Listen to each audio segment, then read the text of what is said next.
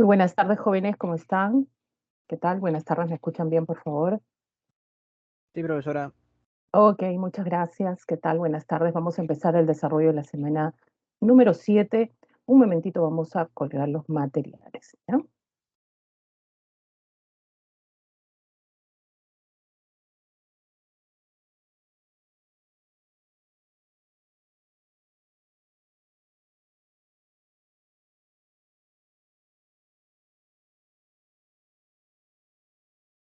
¿Se ven los materiales, chicos, por favor? Si están observando el material de la semana número 7 en el caso de geografía. Sí, sí se ve, profe. Ya, muchas gracias. A ver, ¿qué vamos a ver esta semana? Esta semana estamos viendo lo que es climas del Perú. Vamos a ver algunas nociones, el caso de nociones básicas que es necesario conocerlas también, ¿ya? Vamos a ver climas del Perú según factores o principales factores, tanto cósmicos como geográficos, que van a intervenir en su modificación. También vamos a ver las consecuencias cuando hay esta situación del clima, cuando tiende a enfriarse o calentarse la atmósfera y genera pues consecuencias como lo que se conoce como desastres de origen climático, ¿ya? Eso es lo que vamos a ver también, mencionar cuáles son los más recurrentes en el caso del Perú y también el fenómeno del niño y en este caso de la niña. Eso vendría a ser sobre todo pues el desarrollo de la semana 7, también en el caso de educación cívica. Bueno, iniciamos esta semana 7 con pues vamos a tener nueva presidenta, ¿no? Podremos decir, la coyuntura peruana está en una situación en la cual estamos a la expectativa, miren todo lo que puede pasar en un corto tiempo, de una semana a otra semana ya estamos viviendo otra coyuntura, un nuevo gobierno de una nueva representante también, ¿ya? Muy bien, chicos, vamos entonces. La primera parte, todo lo que pasa, vamos a ver la diferencia entre lo que es tiempo atmosférico y clima. A ver, díganme ustedes, ¿es lo mismo decir tiempo atmosférico y clima? ¿Es similar, parecido? ¿Estos dos términos se pueden utilizar de la misma forma o son distintos? A ver, ¿ustedes qué dicen? ¿Es lo mismo decir tiempo atmosférico y clima? Es lo mismo, ¿no? A veces uno tiende a expresarse y decir, uy, este clima está loco, yo no sé qué ponerme.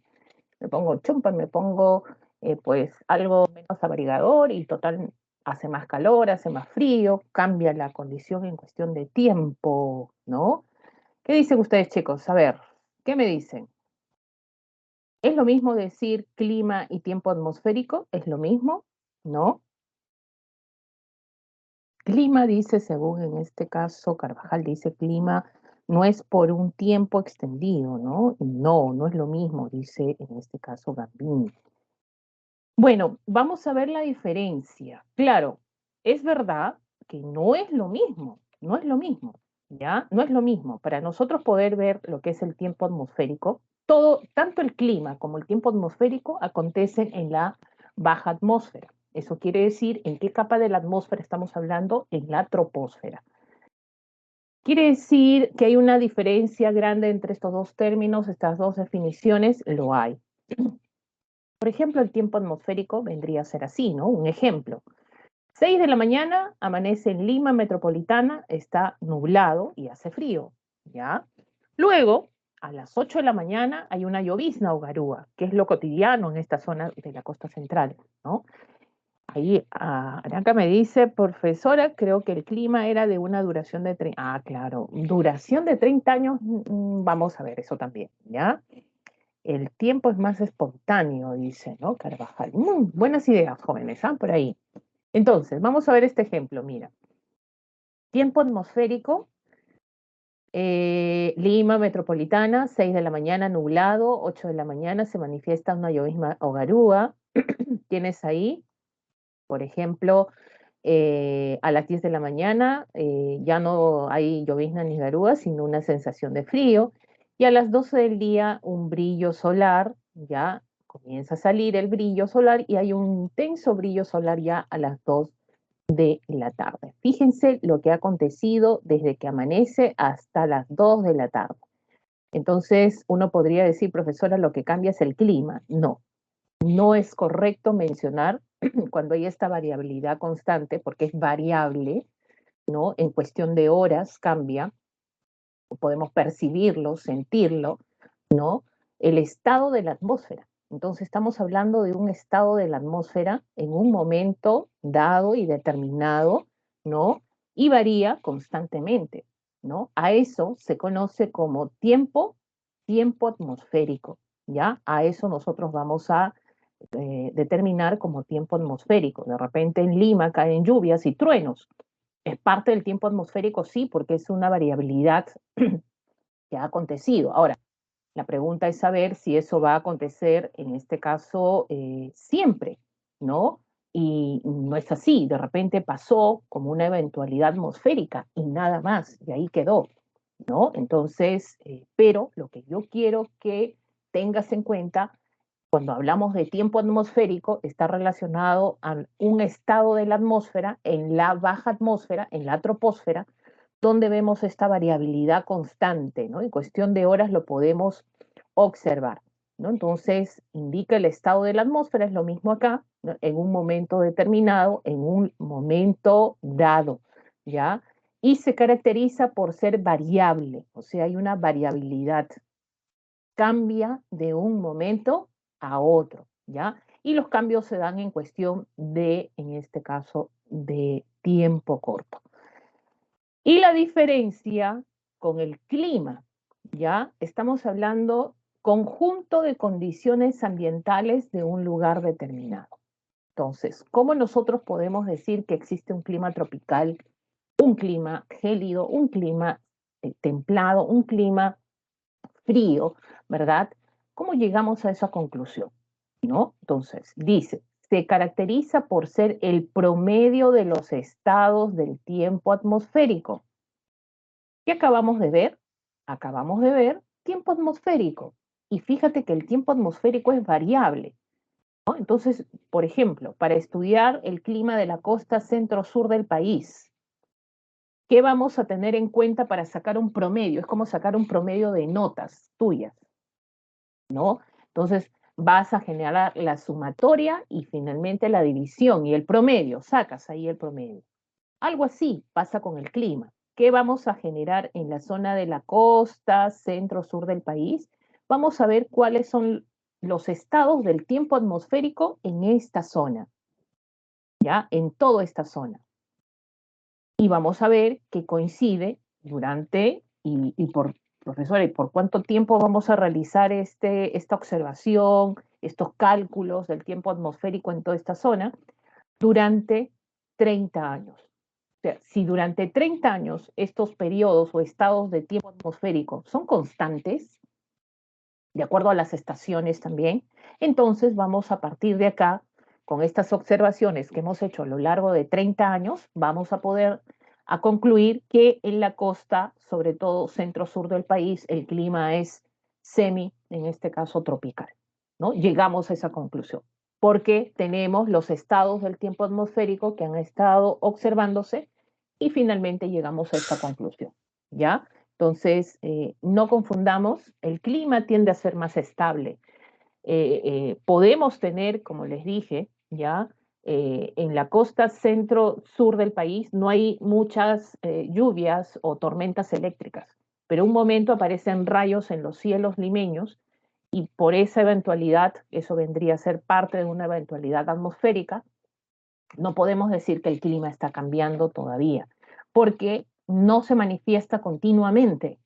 Cuando ya vemos que eso sea continuo, por un periodo de 30 años está siendo continuo esos episodios atmosféricos, ahí sí podemos decir que este clima ha variado, este clima ha cambiado, se está modificando, ¿ya? Entonces, vamos a ver que el clima tiende a ser más estable por un periodo largo, ¿no? No es tan variable como el tiempo atmosférico. ¿Ya, chicos? Entonces, a tener en cuenta estas características y definiciones y diferenciaciones entre lo que es tiempo atmosférico y lo que vendría a ser clima. Esto es una primera noción básica. Vamos a las siguientes. Vamos a hablar los elementos del clima. ¿Cuáles son estos elementos del clima? Y fíjense lo que estoy resaltando acá con amarillito, donde dice, describen las características de un clima. Cuando yo te pido describir una característica de un clima, por ejemplo, ¿cómo es el clima tropical? ¿No? Entonces, a tu cabecita, ¿qué se viene? Primero, tú no vas a decir, profesora, el clima tropical es alto, es bajo, es gordito, no, pues tú no hablas así. En cuestión de clima, tu descripción será ¿cómo? ¿A través de qué? A través de los elementos del clima. Vas a describir ese clima, ¿verdad? Con sus elementos. Por ejemplo, ¿qué elementos? Está la temperatura, la insolación, la humedad, la presión atmosférica, las precipitaciones, por ejemplo. Entonces tú vas a decir, en el clima tropical, las temperaturas tienden a permanecer en un promedio alto. Comienzas a describir. Entonces, estos elementos te ayudan a describir un clima, ¿ya? Por ejemplo, ahí tenemos el primero que es la insolación, que no es otra cosa que la cantidad de energía que llega a la Tierra en forma de radiación, ¿ya? Y esto se mide por el heliógrafo. Tenemos la temperatura, ¿ya? La temperatura definido como grado de calor que hay en la atmósfera, ¿no? Y nosotros sabemos que el instrumento que mide esto es el termómetro. Ahora miren, nosotros hablamos de grado de calor que hay en la atmósfera, ¿no? Profesora, ya está saliendo el solcito, ya vamos a entrar al solsticio de verano, en este caso ya estamos en diciembre, eh, ya se siente el calor, profesora, ¿no? Sí, es verdad, se siente el calor, ya estamos teniendo brillo, insolación, brillo solar, ¿no? La radiación también ya comienza a ser más fuerte, ya vemos que va a cambiar de acuerdo a la estación a la que vamos a vivir. Ahora, jóvenes, miren, pregunto, ¿por qué, ya, por qué si yo subo la cordillera de los Andes, ya, y me ubico a más de 5.000 metros sobre el nivel del mar, tengo la llegada de la insolación, ¿no? En forma de radiación llega directamente donde yo estoy, pero no siento calor, sigo sintiendo frío, ¿no? ¿Por qué pasa eso también? ¿No? Pero solamente, profesora, podemos definir que la temperatura es el grado de calor que hay en la atmósfera. Claro. ¿Qué cosa es la atmósfera? ¿No? Finalmente, ¿qué cosa es la atmósfera? Es la mezcla de gases. Y quiero que tengan en cuenta algo, chicos. Cada vez que te mencionen gases, hablamos de aquellos que están presentes y bordeando toda la Tierra, que gracias a ellos se genera la captación de calor. Si no hubieran gases, no tuviéramos captación de calor, ¿no? Nosotros sentimos calor porque estos gases generan esa captación y finalmente la irradian, ¿ya? Es como que tú, por ejemplo, estamos en una temperatura ambiental en 10 grados, imagínate 10 grados de temperatura. Y de pronto tú te encierras en tu habitación, cierras la ventana, cierras todo y empiezas a bailar, a hacer ejercicio de repente, ¿no? Profesora, mente y cuerpo, cuerpo y alma, todo alineado, ¿no? Ay, haciendo ejercicio, ¿no? Cuidando tu cuerpo. ¿Y qué sucede? ¿Ya? ¿Qué sucede? Vamos a ver, por ejemplo, que en cuestión de minutos, cuando te estás moviendo dentro de tu habitación, ¿ya? ¿Sientes qué cosa? Vas a sentir calor. Empiezas incluso a sudar porque estás generando movimiento. ¿Y por qué sientes calor? Que cuando tú te has encerrado en tu cuarto, también te has encerrado con gases. O sea, hay gases que están captando esa energía que tú estás liberando. Y es por eso que la temperatura en tu habitación se eleva. Ahora, sal de tu habitación y ¿qué sucede cuando tú sales de tu habitación? Vas a sentir el que te va a pegar el frío, ¿no? Y hay que tener, en este caso, pues cuidado con eso, ¿no? Esos cambios de temperatura bruscos. Entonces vas a sentir que te golpea el frío cuando sales de tu habitación. Entonces, ¿por qué? Porque ahí esa concentración que ha habido de calor ya en tu habitación ha elevado la temperatura. Algo así también está pasando pues en la Tierra, en algunos espacios también, donde nosotros definimos por eso grado de calor que hay en la atmósfera. Eso es la temperatura, ¿ya? También tenemos la humedad, que no es otra cosa que el vapor de agua que está presente en la atmósfera. este vapor de agua que nosotros en este caso lo tenemos también presente en este elemento importante, las precipitaciones, la caída de agua y esta caída de agua por el ciclo del agua que se da, ¿no? Por ejemplo, tenemos en forma de lluvia, de granizo, de nieve, o sea, estas caídas por el ciclo del agua donde asciende la evaporación, la condensación, se produce lo que se conoce como enfriamiento y finalmente pues estos caen como precipitaciones, ¿no? Ahí está pues puede ser líquida o puede ser sólida, en el caso del granizo, el caso de la nieve, ¿no? Y en el caso de nosotros también que son precipitaciones, porque no son lluvias, sino precipitaciones que son menudas, más pequeñas, en gotas, hablamos de las lloviznas o garúas que acontecen en la costa peruana también, ¿no? El pluviómetro es el instrumento que se encarga de esta medición, ¿ya?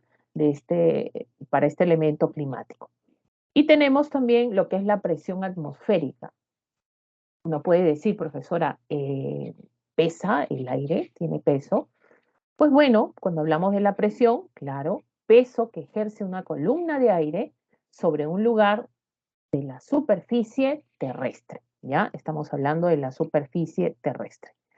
Fíjense ustedes acá, esto para poder tener en cuenta, ¿ya? Cuando nosotros hablamos de una zona de alta presión o baja presión, vamos a tener en cuenta sobre todo que estamos hablando de la presión atmosférica, ¿ya? Estamos hablando de la presión atmosférica. ¿Qué quiere decir? Este peso del aire lo ejerce a nivel de la superficie.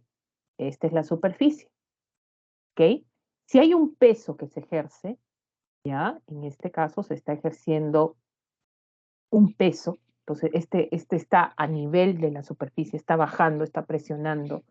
Entonces vamos a decir que acá se está generando una zona de alta presión, ¿ya? Porque esta masa de aire es pesada y está ejerciendo a nivel de la superficie ese peso. Entonces ahí se está produciendo lo que se conoce una zona de alta presión, ¿no? Entonces esta masa de aire está generando un peso a nivel de la superficie, zona de alta presión.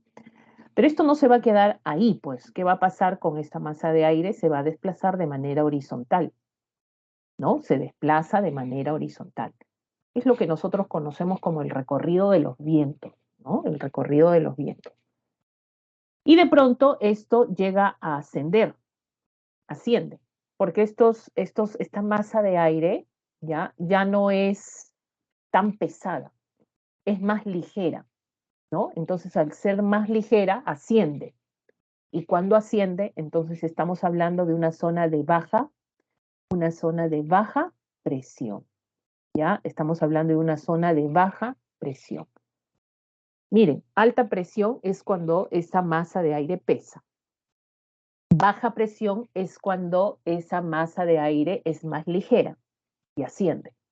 Y esa va a través de estas zonas de alta presión y baja presión donde se forman estos vientos, ¿no? Los llamados ciclones y anticiclones, por ejemplo, ¿no? En zonas de alta presión y zonas de baja presión.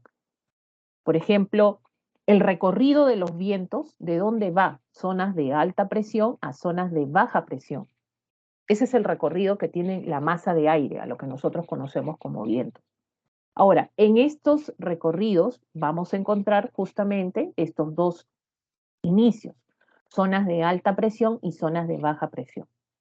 Zonas de alta presión y zonas de baja presión. Como son estos ligeros, estos vientos que están ascendiendo, fíjense, zonas de baja presión, estos son los llamados ciclones, ¿no? Acá se forman los llamados ciclones, un ciclón, ¿no? Generalmente en zonas cálidas.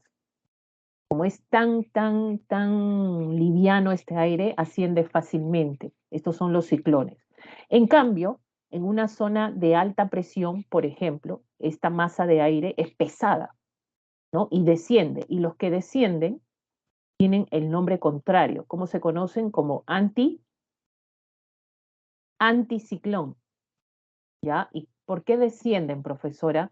Finalmente porque son fríos, pesados. Al ser fríos, generan un peso y descienden a nivel de la superficie, ¿no? Entonces, esto se produce por esas masas de aire que nosotros conocemos como presión atmosférica. Es por eso que nosotros aludimos y decimos dónde hay mayor presión, dónde hay menor presión atmosférica, y está relacionado con el peso del aire. Donde el peso es mayor, hay alta presión. Donde el peso es menor, hay vientos más ligeros, es baja presión. ¿Ya? Esto para que podamos entender los diferentes, sobre todo en este caso, recorridos de estas masas de aire y que influyen en el cambio del clima de nuestra superficie peruana también, ¿ya? Entonces, chicos, vamos con la definición. Ahí está. ¿Qué decimos? ¿No? La presión atmosférica, peso que ejerce una columna de aire sobre un lugar de la superficie terrestre, ¿no? Y ahí tenemos al barómetro, el que genera la medición de la presión atmosférica. Y otro elemento importante del clima son los vientos. Miren, masas de aire en movimiento horizontal. Y como te dije, esto lo voy a resaltar, ya, ahí lo grafiqué chiquitito para que lo puedas tener también. Fíjense, zonas de masas de aire que van de alta presión a baja presión. Ojo con esto, ¿ya? Porque cuando tú tienes en tu contenido, sobre todo de tu separata virtual que te mandan, ¿cómo lo definen los vientos? Desplazamiento de masas de aire de zonas de alta presión a baja presión, de alta presión a baja presión, ¿ya? Entonces, vamos a tener en cuenta eso también, ¿ya? ¿Y cuál es el instrumento que finalmente mide los vientos? Ahí tenemos la veleta se encarga de la dirección, ¿no han visto? No sé, el gallito que se mueve al norte, este, oeste, justamente este mide la dirección y el anemómetro mide la velocidad del viento, ¿ya? Entonces, gracias a estos elementos, nosotros podemos describir las características de un clima. Estos elementos de un clima pueden variar por diferentes aspectos, pueden ser cósmicos, geográficos, por ejemplo, donde se genera la variación, ¿no? De estos elementos del clima, ¿ya? Tienden a variar. Muy bien, chicos, miren, profesora, ¿qué es eso? ¿Qué veo? Miren, esto es un complemento de lo que acabamos de ver y sobre todo relacionado con lo que es la circulación de vientos, ¿ya? Fíjense ustedes, tenemos el planeta Tierra y en el planeta Tierra tenemos los llamados vientos planetarios.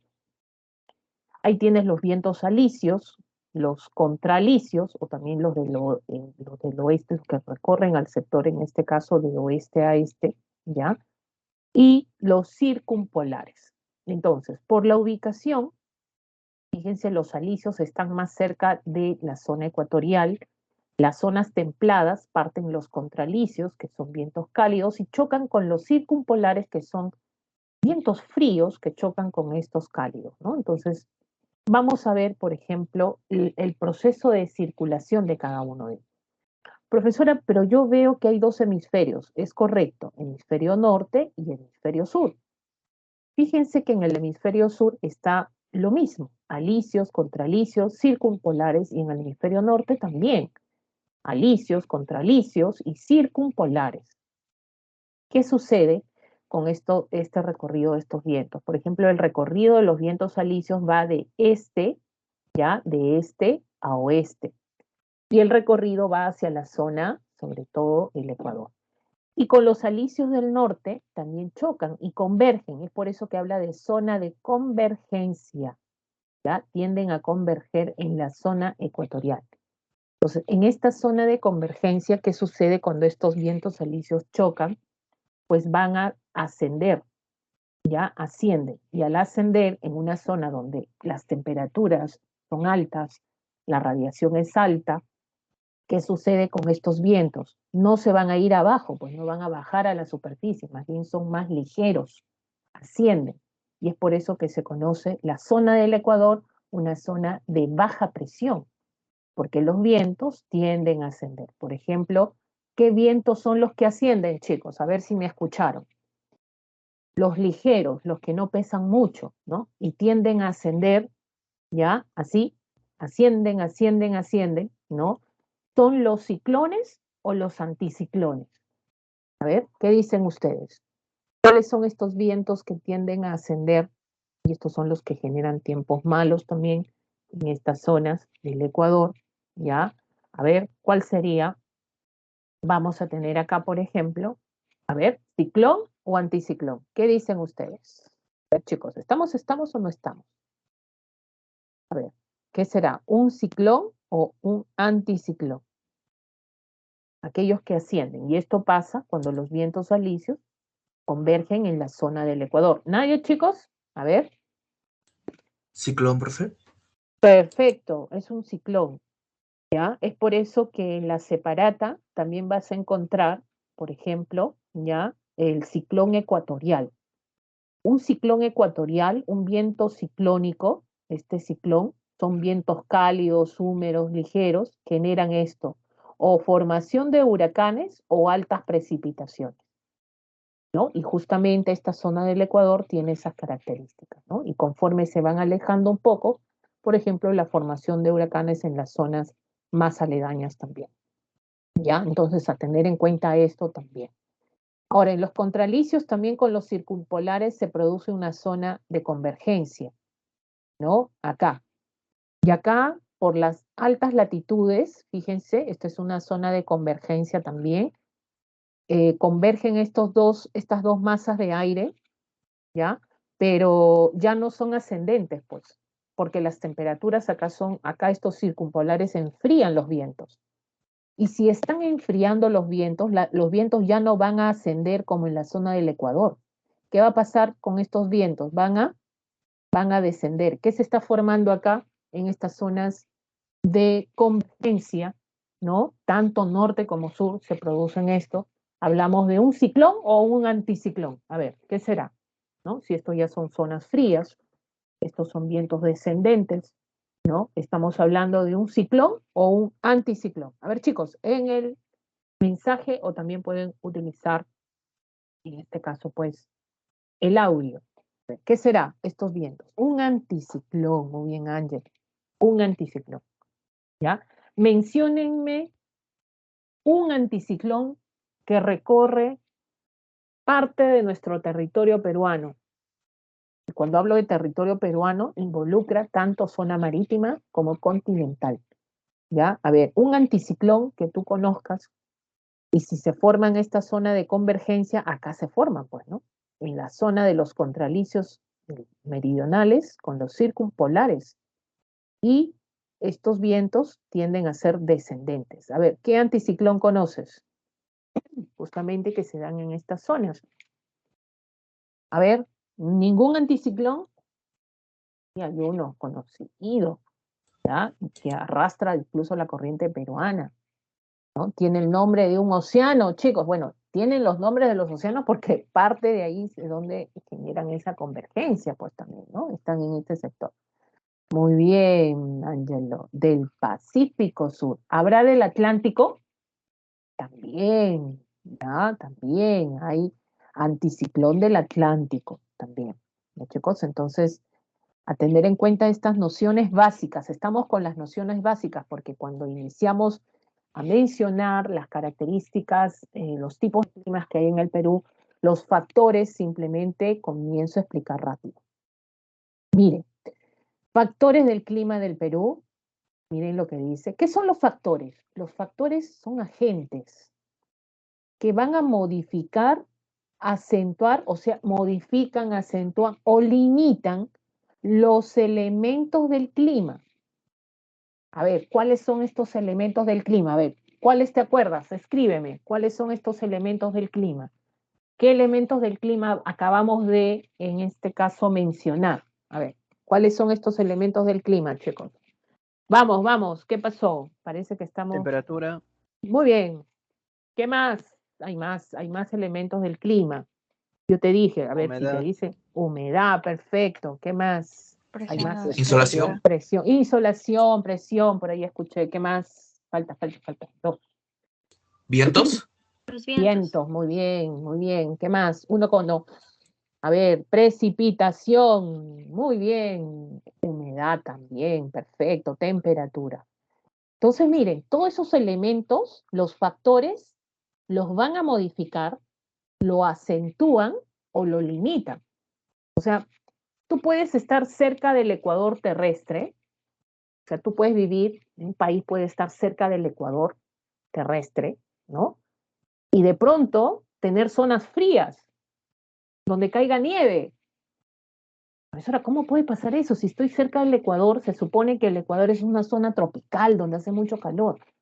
Sí, pero un factor puede modificar eso, o sea, los elementos del clima. ¿Y eso pasa por qué? Y eso tenemos. ¿Por qué crees que le dicen la cordillera tropical? Porque está ubicado en una zona térmica tropical donde se supone que las temperaturas son altas, pero no, por la presencia de la cordillera, que es un factor geográfico, hace que tengamos a 5.000 metros presencia de hielo de nieve, ¿no? 5.000 metros sobre el nivel del mar. Entonces, ¿alguien ha modificado eso para que tengamos en una zona tropical bajas temperaturas? Sí, la cordillera. La cordillera ha sido el factor que ha modificado, ¿ya? Entonces, a eso se refiere cuando hablamos de factores. Factores cósmicos relacionados en la Tierra con el espacio exterior, ¿ya? La forma de la Tierra. Sabemos que la forma física es la famosa geoide, ¿no? Movimiento de rotación. ¿Qué genera el movimiento de rotación que hace pues que cambie la temperatura, la insolación durante el día y la noche, que es la principal consecuencia? Movimiento de rotación que genera sucesión de día y noche. No es igual lo mismo decir día y noche en temperatura, en insolación, por ejemplo, entonces esos elementos del clima se modifican, ¿no? Y el movimiento de traslación que la Tierra recorre, ¿no? Lo realiza alrededor del Sol, más la inclinación del eje terrestre. ¿Qué hace el eje terrestre? Sabemos, ¿no? Sabemos que la inclinación del eje terrestre genera la desigual distribución de luz y calor. Y estos dos elementos traen como consecuencia la formación de las estaciones. No es lo mismo hablar de verano que de invierno, primavera y otoño, ¿ya? Estos elementos del clima tienden a modificarse en la Tierra, ¿no? De acuerdo a la estación a la que se fomente o se genere. Y los factores geográficos también son importantes porque esos son más dables, ¿no? Predecibles, ¿no? Justamente algo muy importante. La latitud. ¿Qué significa latitud? Recordemos, es la referencia angular que se tiene de cualquier punto de la Tierra con respecto al ecuador terrestre. La altitud está referido a 0 metros o metros sobre el nivel del mar, ¿no? Entonces, también otro factor es la continentalidad, ¿ya? Y la oceanidad. Continentalidad y la oceanidad. La continentalidad está más referido a la lejanía que se tiene, ¿no? De una superficie, más que nada, ¿no? Con respecto a una gran masa de agua, ¿no? Y la oceanidad, lo contrario. ¿Qué tan cerca nos encontramos a esta masa de agua que influye también, ¿no? En la condición de un clima, ¿ya? En la condición de un clima. Muy bien, chicos, miren, este es un grafiquito acá, vamos a ver acá, sobre todo que hay que tener en cuenta esto bastante. Bueno, sabemos el factor cósmico, se dan las diferentes zonas templadas, esto por la inclinación del eje de rotación, la diferente distribución de luz y calor que forma en la Tierra zonas frías, zonas templadas, zonas cálidas, en los dos hemisferios, ¿no? Respectivamente en la Tierra. Con respecto a la altitud, esto por la presencia de este factor geográfico que es la cordillera. No es lo mismo estar a 0 metros que a 1.600 metros sobre el nivel del mar. Las condiciones del clima se modifican. Y también, pues ahí tenemos la zona extrema. Una cosa es estar rodeada de zona continental, zona rodeada de continente, y otra cosa es estar a expensas o habitar una zona cercana al litoral costero. ¿Ya? Son cosas que intervienen en la condición del clima de una superficie. Por ejemplo, chicos, a ver, me contestan rápido, por favor, que esta parte lo quiero hacer rapidito, rapidito. ¿Ya? A, miren el punto A, esto es latitud alta y esto es latitud, baja latitud. Sabemos la diferencia, ¿no? Alta latitud es cuando pues un punto se aleja bueno, considerablemente del ecuador, esto pasando pues más que nada los círculos polares, ¿no? Alta latitud. Baja latitud, todo punto que se encuentra cerca del ecuador. Ahora, ¿qué pasa si yo tomo dos elementos del clima? Por ejemplo, tengo ahí temperatura y tengo humedad. Chicos, ¿dónde va a haber más temperatura? ¿No? ¿Dónde hay más temperatura? ¿A baja latitud o alta latitud? Y tú simplemente pones o dices ahí A o B, ¿dónde hay mayor temperatura? A ver, dime tú, ¿dónde tenemos mayor temperatura? A ver, resaltamos. En la B. En la B me dicen, ¿ya? ¿Correcto? ¿Todos de acuerdo? A ver, los demás. ¿Estamos de acuerdo? ¿Todos? ¿Dónde hay mayor temperatura? ¿En A o en B? ¿Correcto? ¿Sí? ¿Todos? Acá hay mayor temperatura. A ver, chicos, los demás, ¿dónde estamos? ¿Y qué pasa en A? ¿Ya? En A, ¿cómo es la temperatura? ¿Alta o baja? ¿O hay menor temperatura? Baja, igual, alta. A ver, ¿cómo se mantiene? ¿Es igual? ¿Es templada? ¿No? Claro, en la B tiende a ser menor la temperatura. Alta latitud, menor temperatura. La humedad es la cantidad de vapor de agua que hay en la atmósfera. ¿Dónde habrá mayor humedad? ¿En A o en B? A ver, ¿qué dicen ustedes? ¿Dónde habrá mayor humedad? ¿En A o en B? A ver, chicos, díganme B. ustedes dónde habrá. En B, En ¿qué B, habrá en B? ¿Mayor o menor humedad? mayor humedad. Mayor humedad en B, ¿ya? Y en A, ¿cómo será la humedad? ¿Cómo será la humedad en A? ¿Alta o baja? ¿Qué dicen, chicos? A ver, ¿qué decimos? ¿Nadie se atreve? ¿Nadie? No, atrevámonos a todo. A ver, ¿cómo será la humedad en A? Si acá en B es alta, en A, ¿cómo será la humedad? ¿Ya? Baja. ¿Alta o baja? Baja. Muy bien. Muy bien, chicos. A tener en cuenta estas cositas, esto es referente a lo que vendría a ser la latitud. El factor geográfico que vamos a tener en cuenta acá es la latitud. Ojo. ¿Ya? ¿Qué sucede con la temperatura? Es correcto, en B vamos a tener la mayor temperatura, la mayor incidencia, y esto debido a que lo sabemos en la primera clase que nosotros desarrollamos. La incidencia de los rayos, la insolación acá es directa, perpendicular, por lo tanto, mayor temperatura, eso es correcto. Ahora, me alejo del ecuador, ¿qué pasa con la temperatura? Disminuye. ¿Por qué? Sabemos esto por la inclinación del eje de rotación, donde en las zonas ya más altas la incidencia de la luz tiende a disminuir. No es perpendicular como en la zona del ecuador, que es más directa, ¿ya? Por lo tanto, la temperatura es menor. ¿Qué pasa con la humedad? ¿No? Vapor de agua, profesora. Mayor temperatura, mayor evaporación, por lo tanto, mayor humedad en estas zonas cercanas al ecuador. Más incidencia y formación de humedad. Los vientos también son más ligeros, más cálidos, ¿no? Y la presencia de la humedad es constante. Me alejo del ecuador, ¿qué sucede? Las temperaturas bajas descienden esta humedad. Hay menor humedad en la atmósfera. Y esto sería correcto. Vamos a otro factor que es la altitud. La altitud, mayor altitud y menor altitud. Esto sí nos involucra a nosotros, porque sí en nuestro territorio recorre la cordillera de los Andes. Esto sí es importante, ¿ya? Por lo tanto, chicos, díganme ustedes, ¿dónde hay mayor temperatura? ¿A menor altitud o mayor altitud? ¿Dónde hay mayor temperatura? ¿Qué dicen ustedes? Rapidito, por favor. ¿Dónde hay mayor temperatura? A ver, ¿dónde hay mayor temperatura? Menor altitud. Menor altitud, mayor temperatura. Ya. Menor altitud, ya. ¿Y mayor altitud, cómo será la temperatura? ¿Alta o baja? A ver, ¿cómo será la temperatura si nosotros subimos la cordillera? ¿Qué pasa con la temperatura? ¿Es alta o baja? Baja. Baja. Por ahí, ya, por ahí me dicen baja, una vocecita.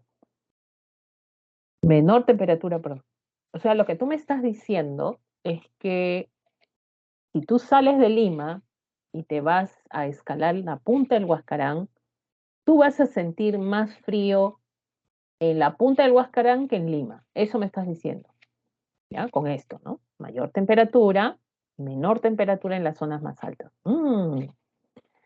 ¿Qué cosa es la humedad? Vuelvo a decir, es el vapor de agua presente en la atmósfera. ¿Dónde hay mayor humedad? ¿A menor altitud o mayor altitud? A ver, ¿dónde hay mayor humedad? ¿A menor altitud o mayor altitud? ¿Qué dicen ustedes, chicos? ¿Dónde respiran agua? En las Menor partes más altitud. bajas. No Mm, altitud. Menor altitud, dicen. Dicen que acá hay mayor humedad. Y a mayor altitud, ¿qué pasa con la humedad? ¿Aumenta o disminuye? ¿No? A ver, ¿qué será? Disminuye la Disminuye. humedad. Claro, muy bien. Ahora, la presión atmosférica es el peso del aire a nivel de la superficie. ¿Dónde sienten mayor presión atmosférica? O sea, ¿dónde hay mayor peso del aire? ¿A menor altitud o mayor altitud, chicos? A ver, ¿dónde hay más peso del aire? ¿A menor Mayor altitud? altitud. ¿Dónde? Mayor altitud. Mayor altitud, más peso. Miren, a ver. Yo pongo esto. Mira la flechita. ¿Ya? A ver, ¿dónde hay mayor peso de la atmósfera? O sea, ¿dónde pesa más el aire? ¿Ya? A ver, la respuesta, ¿cuál sería? Mira, ya te estoy dando siquiera ahí, ¿no? Vestigios ahí, vestigios. ¿Cuál sería, chicos? ¿Dónde hay mayor presión atmosférica? ¿A menor altitud o mayor altitud? Menor. Menor altitud, ¿ya? Menor altitud. Mayor presión, menor presión. Muy bien, chicos. Esto sería correcto, ¿ya? Esto sería correcto. Miren, hay una cosa que hay que tener en cuenta. ¿Por qué todo es mayor a menor altitud y todo es mayor menor a mayor altitud? ¿Por qué? Tiene que ver mucho un factor importante que es la cordillera, la altitud, que este es factor importantísimo. Y otro factor es que yo sienta más calor a menor altitud y sienta más frío a mayor altitud, debido a qué también, ¿no? Lo que sucede es que hay un factor importante, ¿ya? Estamos hablando de esto, estamos hablando de los gases que están presentes en la atmósfera. Y los gases se condensan más, hay más presencia de ellos en las zonas más bajas. Esto debido a que los gases son atraídos por la fuerza de gravedad también, ¿no? Imagínense, los gases pesados también, ¿no? Está, por ejemplo, el nitrógeno, el oxígeno, que son gases pesados. Conforme tú asciendes la cordillera, ¿qué pasa con estos gases? Van a disminuir. Es por eso que cuando tú subes a una determinada altura, ¿no? Peruano que se respeta al menos sube a más de 4.000, pero cuando ya subes a 5.000 metros, ¿qué es lo que te falta? Te falta, "Oh, profesora, me falta el aire, no puedo respirar bien, me duele mi cabeza, profesora, me da como mareos, profesor, esto que me siento mal". Te está dando lo que se conoce como el mal de altura, el famoso soroche, ¿ya? ¿Por qué? Porque escasea el aire, escasea el oxígeno, ¿no?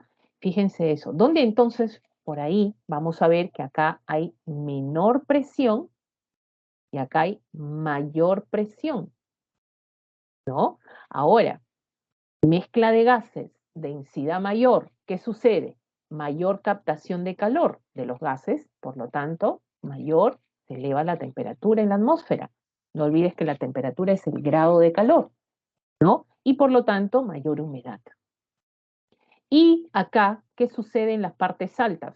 Ya no hay mucha masa de aire, es menor, por lo tanto, la captación de calor va a ser menor. Es por eso que tú, estando a 4.000 metros sobre el nivel del mar, sale el sol así salga el sol, haya radiación fuerte, no te calientas, porque la densidad de gases es menor. O sea, no hay mucha captación del calor en las zonas altos, en los altos, ¿no? De la cordillera. Es por eso que generamos frío todavía a pesar que tengamos presencia de luz solar, ¿ya? Y de esa manera nosotros podemos concluir que este factor geográfico define y modifica los elementos del clima.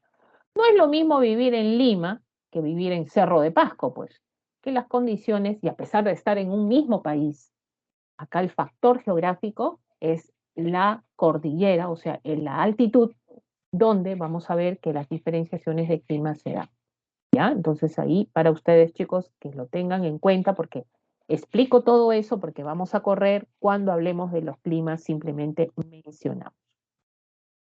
Y otro factor importante es la oceanidad y continentalidad, ¿ya? Tiene que ver mucho como una superficie ubicada cerca del océano. Los océanos son liberadores, captadores de humedad y por lo tanto, o elemento líquido, ¿no? Y por lo tanto son captadores de calor también.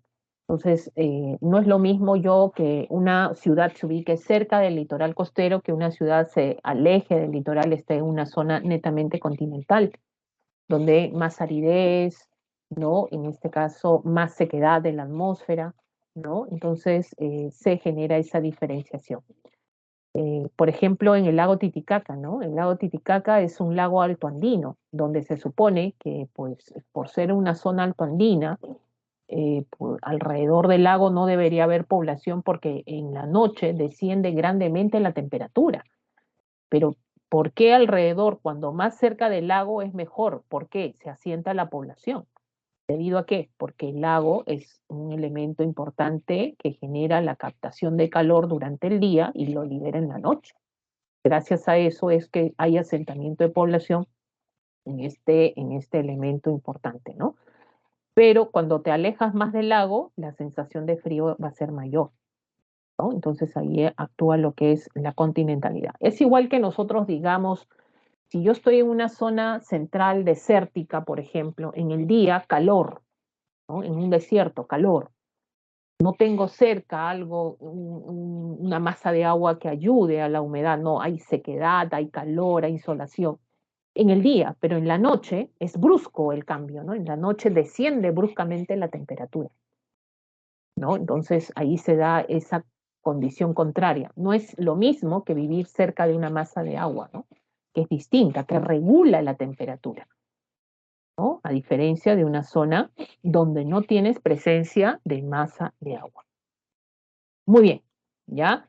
Entonces, el día, captación de calor, noche, liberación de calor, y esto por las masas de agua, por ejemplo. Muy bien, jóvenes, ahora sí, miren, vamos a ya correr un poquito con toda esta explicación que es necesaria conocerla, porque gracias a estas nociones básicas tú vas a poder entender lo que vamos a explicar, ¿no? Por ejemplo, nosotros tenemos que el Perú está ubicada cerca de la línea ecuatorial. Y si estamos cerca de la línea ecuatorial, nos corresponde un clima, mira, todo el Perú, así la costa misma, nos correspondería un clima cálido, húmedo y lluvioso, o sea, un clima tropical, ¿no? Eso sería, imagínense la selva peruana, todo el Perú sería la selva peruana, una cosa así, ¿no? No estaríamos diferenciando regiones, costas, no. Todo el Perú sería, pues, tendría un clima tropical. Pero eso no pasa. ¿Por qué? Porque hay factores que van a cambiar esa condición de tropicalidad en nuestro país y va a hacer que en nuestro país exista una diversidad climática importante, una diversidad que hace que tengamos diferente flora, fauna, diferente diversidad también, no solo diversidad biológica, ¿ya? Ecosistemas, no, sino también cultural. Entonces, gracias a estos factores, tenemos esa gran diversidad de climas. ¿Cuáles son estos factores que están haciendo que esta tropicalidad cambie en el Perú? La cordillera de los Andes, uno, la corriente peruana que circula la costa centro-sur, la corriente del Niño que viene del norte, ya es una corriente cálida, el anticiclón del Pacífico Sur y el anticiclón del Atlántico Sur. Chicos, a ver, si me han entendido y están ahí en la línea. ¿Un anticiclón son vientos fríos o cálidos? Hasta el Atlántico ingresa por acá. Fríos. Fríos, muy bien, ¿ya? En este caso, fríos, fríos, fríos, fríos, fríos como el viento. Ahí está. Y hay dos anticiclones que recorren y generan la modificación de nuestro clima. El del Pacífico y del Atlántico. Uno entra por la zona continental y uno recorre el mar del Pacífico, ¿no? Y otro es el ciclón ecuatorial. Por consecuencia, son vientos cálidos que generan precipitaciones intensas en nuestro país, sobre todo en la costa norte y en la zona de la selva baja, ¿ya? Muy bien, entonces, factores, ahí está la influencia en la cordillera. Sabemos que cuando subimos la cordillera hay elementos del clima que se modifican, ¿no? ¿Cuáles son estos elementos del clima? A ver, acabo de mencionar y acabamos de hacer un ejercicio pequeño. Dime, si yo subo la cordillera, ¿qué elementos del clima descienden? Porque estás empezando en la zona más baja, pero cuando vas subiendo, ¿qué pasa? ¿Ya? ¿Qué pasa cuando yo subo la cordillera? Muy bien, la temperatura. ¿Qué más desciende? Subo la cordillera. ¿Y qué más desciende? A ver, ¿qué otra cosa más desciende? La humedad. Muy bien.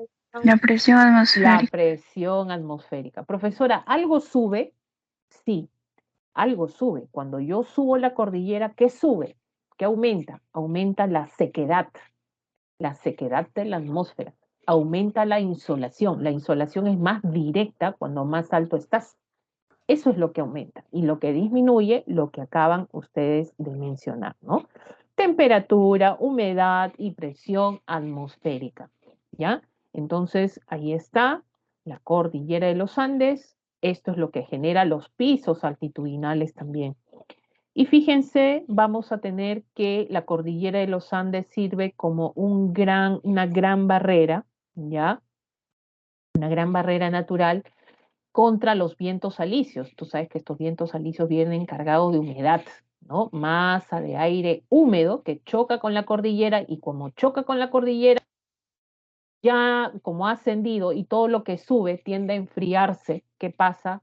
Se condensa y genera lluvias, pues, ¿no? Por eso en la zona oriental de la cordillera, en la selva amazónica, está lloviendo fuerte.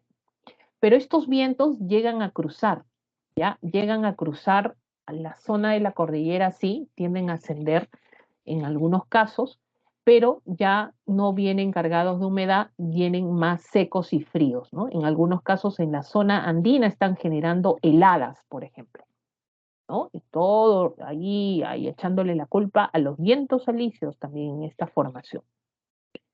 Bueno, ahí tienes influencia de los vientos y las corrientes, por ejemplo. Ya vamos a ver la influencia de los vientos y corrientes, los vientos fríos. Está el anticiclón del Pacífico Sur, anticiclón del Atlántico Sur, ¿no? El Pacífico, anticiclón, fíjense, vamos a poner acá el grafiquito para que ustedes puedan observar que este anticiclón del Pacífico Sur, acuérdense, zona de alta presión, ¿ya? Porque los vientos fríos son pesados y como pesan, se van abajo a la superficie, ¿no? Y generan ser zonas de alta presión. Entonces está recorriendo la parte oceánica, ¿no? Ayudando a la corriente peruana también a trasladarse en este sector y dejando pues ahí enfriar la temperatura en la costa peruana, ¿no? Trayendo más garúas, más lloviznas continuas. A veces cuando mucho garúa, llovizna en invierno, decimos que el anticiclón se está acercando más a la zona, sobre todo el litoral costero. Y el anticiclón del Atlántico Sur, ¿ya? Estos dos se forman en zonas de convergencia, ¿no? Has visto, ya te expliqué que eran estas zonas de convergencia, en zonas frías, ¿no? El anticiclón es la zona del Atlántico, pero esto sí ingresa al continente y este es el que produce el friaje en la Amazonía, ¿ya? En la selva peruana, sobre todo en la selva baja, ojo, ¿no? Desde ahora lo voy mencionando, ¿ya?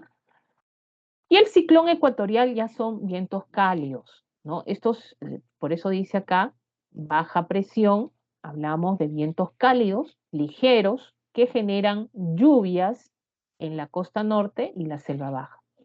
Y las corrientes marinas, hay dos corrientes marinas, la que está de celestito y la que está de rojito. La de celestito es la corriente peruana, ¿no? La que ya habíamos mencionado.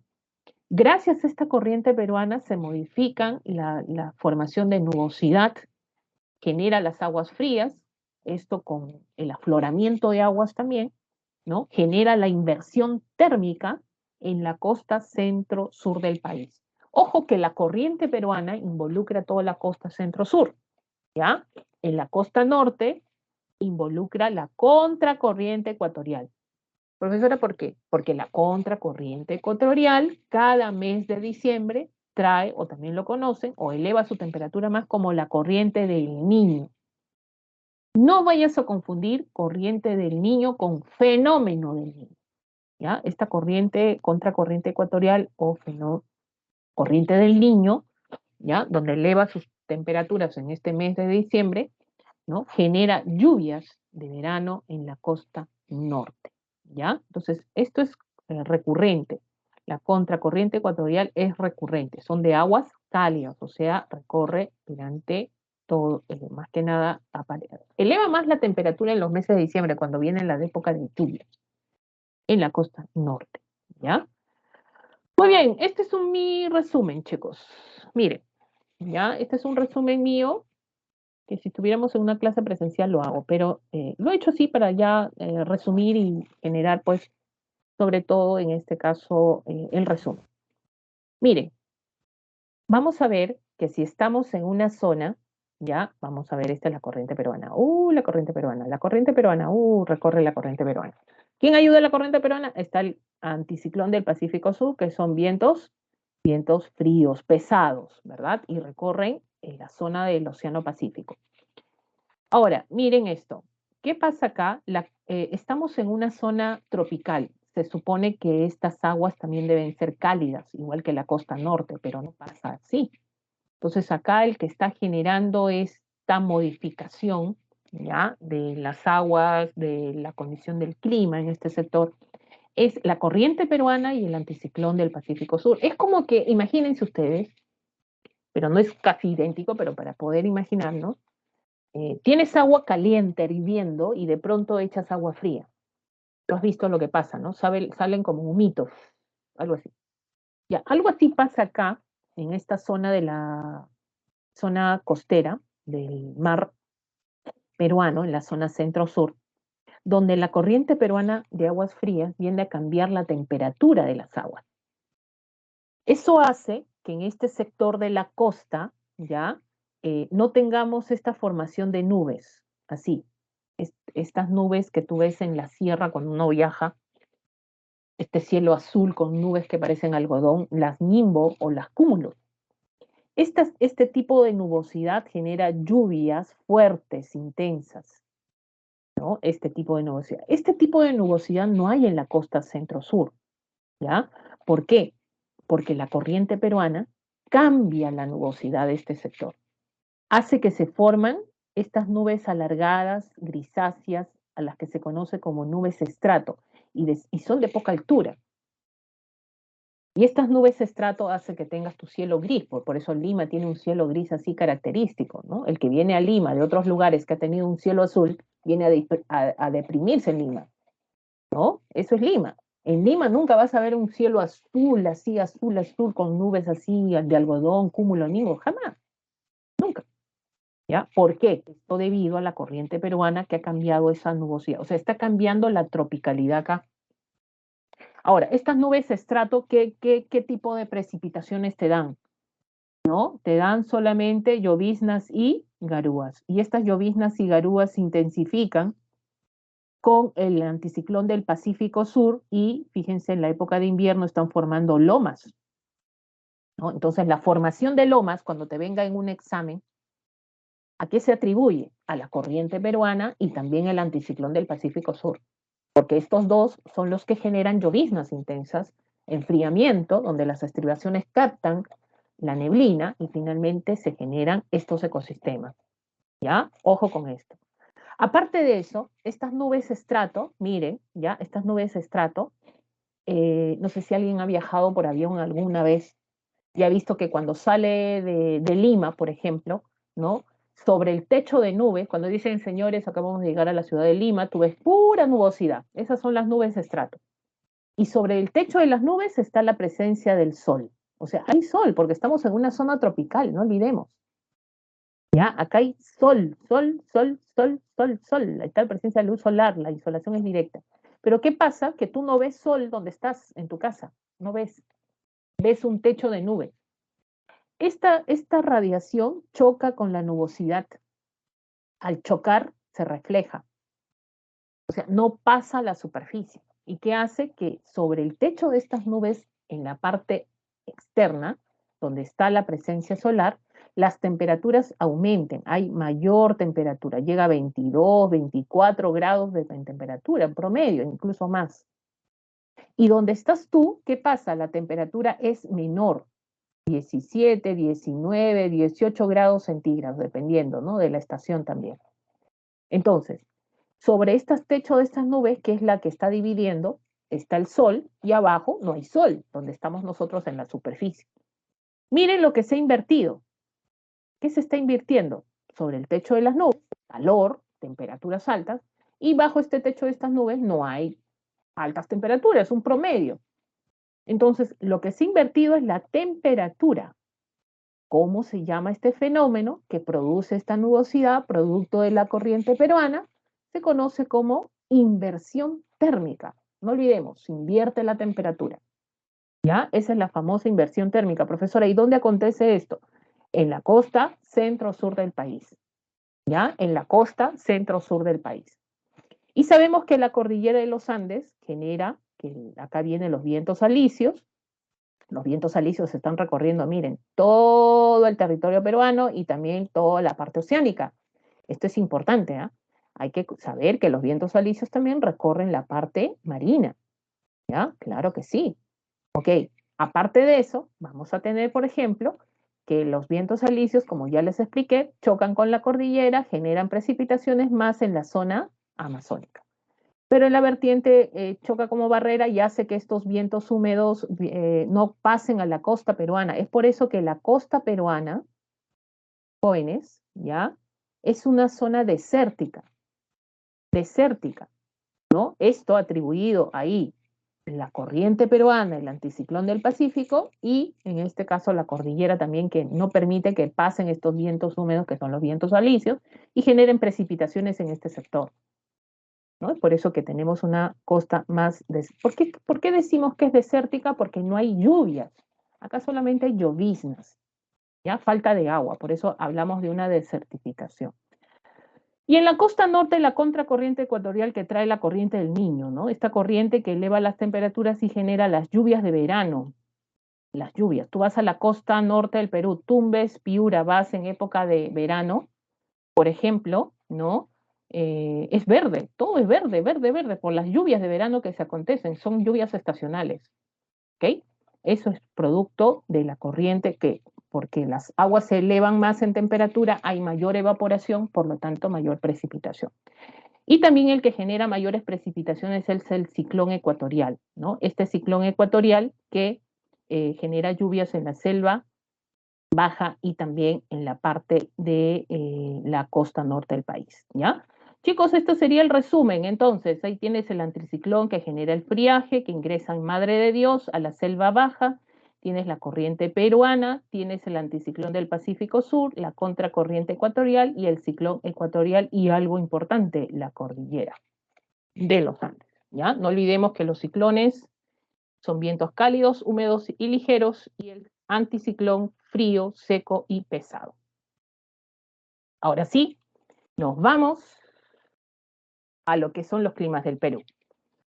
La diferenciación de los climas del Perú se ha dado sobre todo por los parámetros que ha hecho, según en este caso Vladimir Köppen, en clasificar el clima, la diversidad de climas en nuestro país.